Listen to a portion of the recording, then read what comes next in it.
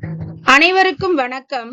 VSN அகாடமில TNPSC group 2 மற்றும் group 4 தேர்வுக்கான one-liner questions and answers பார்க்க போறோம்.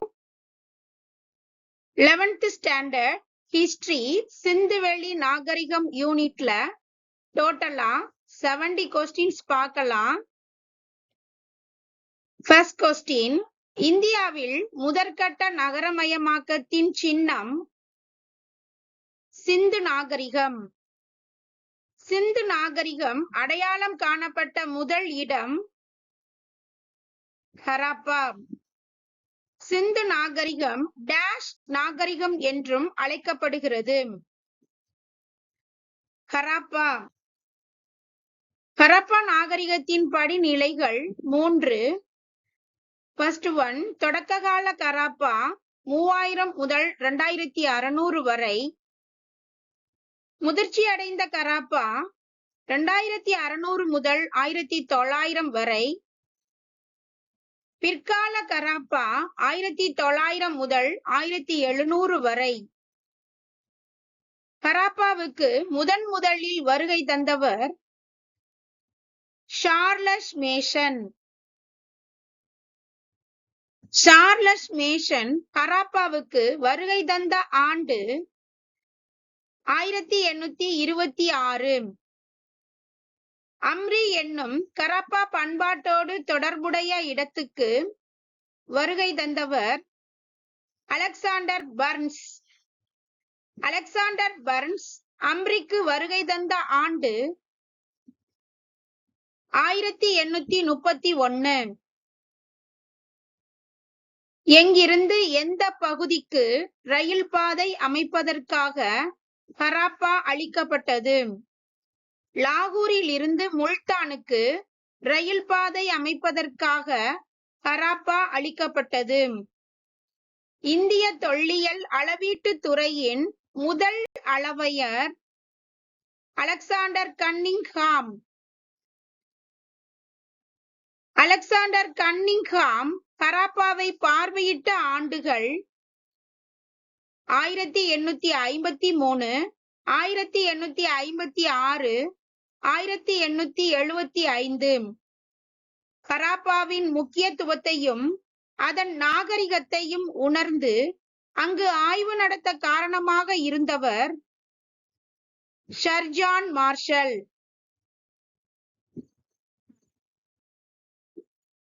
இந்திய தொல்லியல் துறையின் இயக்குனராக பொறுப்பேற்றவர் சர் ஜான் மார்ஷல். யாருடைய முயற்சிகள் மூலம் ஹராப்பாவில் ஆய்வுகள் தொடங்கப்பட்டன? Sir John Marshall. ஹராப்பாவில் அகழாய்வுகள் நடத்தியவர் REM வீலர். REM வீலர் ஹராப்பாவில் அகழாய்வுகள் நடத்திய ஆண்டு 1940. இந்திய பிரிவினைக்கு பிறகு டேஷ் நாகரிக பகுதியில் பெரும்பாலான இடங்கள் பாகிஸ்தானுக்கு உரியதாகிவிட்டன.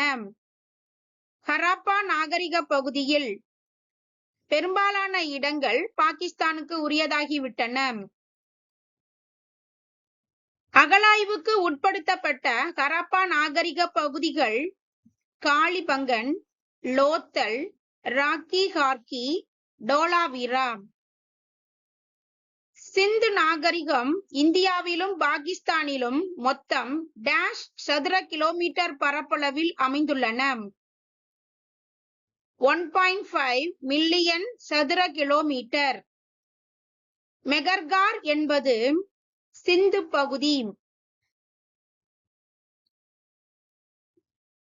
பொறுத்துக சிந்து நாகரிக பகுதியின் எல்லைகள். மேற்கில் பாகிஸ்தான் ஈரான் எல்லையில் சட்கா செண்டர். வடக்கில் ஷாட்டுகை ஆப்கானிஸ்தான் மாநிலம். கிழக்கில் ஆலம்கிர்பூர் உத்தரப்பிரதேச மாநிலம். தெற்கில் தைமாபாத் மகாராஷ்டிரம். ஓர் உயர்ந்த மேடை மீது நன்கு திட்டமிட்டு கட்டப்பட்ட நகரம் மொஹஞ்சதாரோ. ஹரப்பா நாகரிகத்தின் தொடக்க நிலையில் அப்பகுதி முழுவதும் டேஷ் வளர்ச்சி பெற்றன. கிராமங்களும் ஊர்களும். டேஷ் பண்பாட்டு கட்டத்தில் நகர மையங்கள் தோன்றின. முதிர்ந்த ஹரப்பா. பொறுத்துக ஹரப்பா கால முக்கிய நகரங்கள். Harappa, Punjab Pakistan. Mohenjodaro, Sindh Pakistan. Dholavira, Lothal, Surkotada, Gujarat India. Kalibangan, Rajasthan India. Rakhigarhi, Banawali, Haryana India.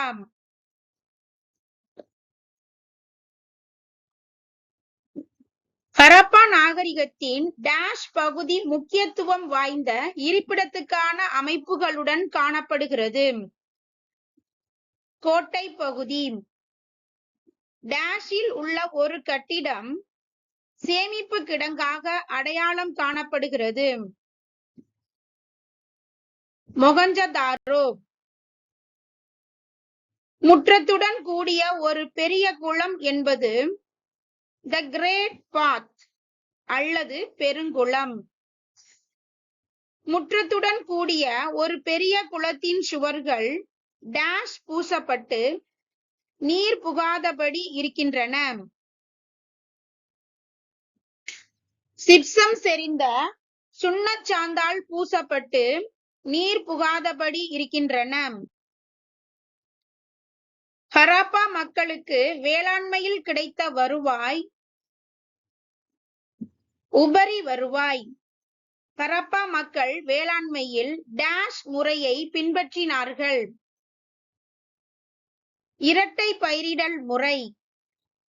Harappa மக்கள் உழவுக்கு எதை பயன்படுத்தினார்கள்? கலப்பை. ஹரப்பா மக்களின் உழுத நிலங்களை எந்த பகுதியில் காண முடிகிறது? காளிபங்கன். ஹரப்பாவில் டேஷ் ஒரு முக்கியமான தொழிலாக இருந்தது. மேய்ச்சல். ஹரப்பா பண்பாட்டில் இல்லாத விலங்கு குதிரை. ஹரப்பாவின் மாடுகள் டேஷ் என்று அழைக்கப்பட்டன. செபு. ஹரப்பா பொருளாதாரத்தில் உள்ள கைவினை தயாரிப்பு பொருள்கள். கார்னிலியன் அல்லது மணி, ஜாஸ்பர், கிறிஸ்டல் அல்லது படிகக்கல், ஸ்டீடைட் அல்லது நுரைக்கல். மேலும் செம்பு, வெண்கலம், தங்கம் போன்ற உலோகங்களும் மற்றும் சங்கு, பீங்கான், சுடுமண் போன்ற அணிகலன்களும் தயாரிக்கப்பட்டன. ஹரப்பாவில் தயாரிக்கப்பட்ட கைவினை கலைப் பொருட்கள் எங்கு ஏற்றுமதி செய்யப்பட்டன? மெசபடோமியா. பொறுத்துக ஹரப்பாவின் கைவினை தயாரிப்பு பொருள்கள் மற்றும் நகரங்கள். சங்கு, நாகேஸ்வர், பாலகோட். வைடூரியம், ஷாட்டுகை. கார்னிலியன் அல்லது மணி, லோத்தல். ஸ்டீடைட் அல்லது நுரைக்கல், தெற்கு ராஜஸ்தான். செம்பு, ஓமன், ராஜஸ்தான்.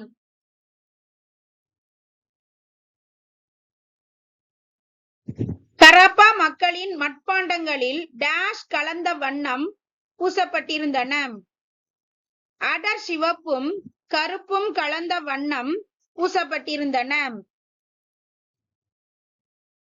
ஹரப்பா நாகரிகம் டேஷ் நாகரிகமாகும். வெண்கல கால நாகரிகமாகும். டேஷ் எனப்படும் படிக கல்லில் செய்யப்பட்ட கத்திகளை ஹரப்பா மக்கள் பயன்படுத்தினார்கள். Rory set. ரோரி செட் படிவுப்பாறை எங்கு உள்ள ரோரி பகுதியில் காணப்படுகிறது? பாகிஸ்தான். ஒரு சுடுமண் பொம்மையில் மதகுரு போல் தோற்றமளிக்கும் உருவம் எந்த பகுதியில் கிடைத்தது? ஹராப்பா. செம்பால் ஆன நடனமாடும் பெண் சிலை கண்டெடுக்கப்பட்ட இடம் மொஹஞ்சதாரோ. ஹராப்பா மக்கள் அணிகலன்களை உருவாக்க பயன்படுத்தியது கார்னிலியன், செம்பு மற்றும் தங்கம். மெசபடோமியாவுக்கும் கரப்பாவுக்கும் இடையேயான வணிக தொடர்பை குறித்து கூறும் கல்வெட்டு கியூனிஃபார்ம் கல்வெட்டு. கியூனிஃபார்ம் கல்வெட்டுகளில் காணப்படும் மெலுக்கா என்னும் சொல் டேஷ் பகுதியை குறிக்கிறது? சிந்து பகுதியை குறிக்கிறது. கரப்பாவில் செய்யப்பட்ட ஜாடி எங்கு கண்டெடுக்கப்பட்டுள்ளது? ஓமன்.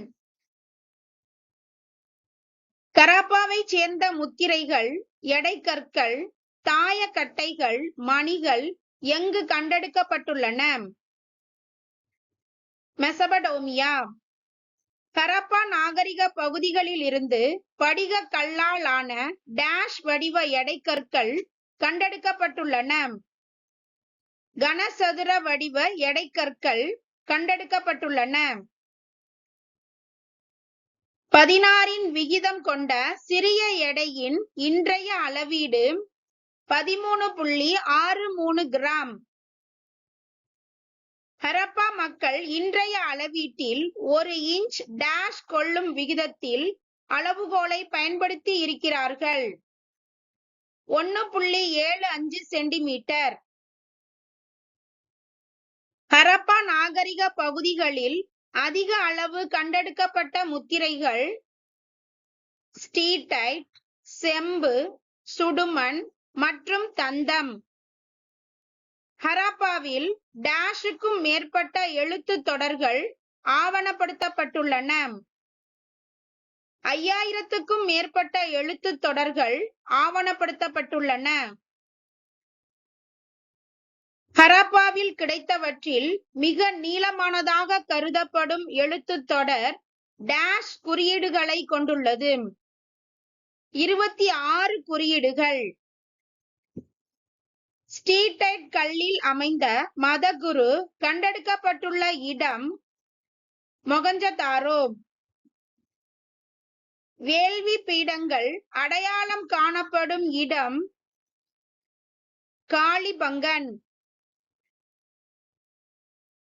ஹரப்பா நாகரிகத்தை உருவாக்கியவர்கள் டேஷ் மொழிகளை பேசியவர்கள் என ஒரு ஆராய்ச்சியாளர் தரப்பு தெரிவிக்கிறது. திராவிட மொழிகளை பேசியவர்கள். சிந்துவெளி நாகரிகம் வீழ்ச்சியடைந்த ஆண்டு பொது ஆண்டு முன்பு 1900. பழந்தமிழகத்தைச் சேர்ந்த ஊர்களான டேஷ் போன்றவை இந்தியாவில் நடந்த 2ஆம் நகரமயமாக்கத்தின் பகுதிகள் ஆகும். அரிக்கமேடு, கீழடி மற்றும் உறையூர். பழங்கற்கால கருவிகள் முதலில் டேஷில் அடையாளம் காணப்பட்டன. 1863. பழங்கற்கால கருவிகள் முதலில் அடையாளம் காணப்பட்ட இடம் சென்னை பல்லாவரம். பழங்கற்கால கருவிகளை முதலில் அடையாளம் கண்டவர் ராபர்ட் ப்ரூஸ்ட். மெகர்கார் டேஷ் பண்பாட்டுடன் தொடர்புடையது. புதிய கற்காலம். ஹரப்பா மக்களுக்கு முக்கியமான வாழ்வாதார வழிமுறையாக இருந்தது வேளாண்மை. முதல் நகரமயமாக்கம் சிந்து பகுதியை மையமாக கொண்டு ஏறத்தாழ டேஷில் நிகழ்ந்தது. பொது ஆண்டு முன்பு 2600. மதகுரு, செம்பாலான நடனமாடும் பெண் இவை இரண்டும் கண்டெடுக்கப்பட்ட இடம் மொகஞ்சதாரோ. ஹரப்பா எனும் சிந்தி மொழி சொல்லுக்கு டேஷ் என்று பொருள். புதையுண்ட நகரம்.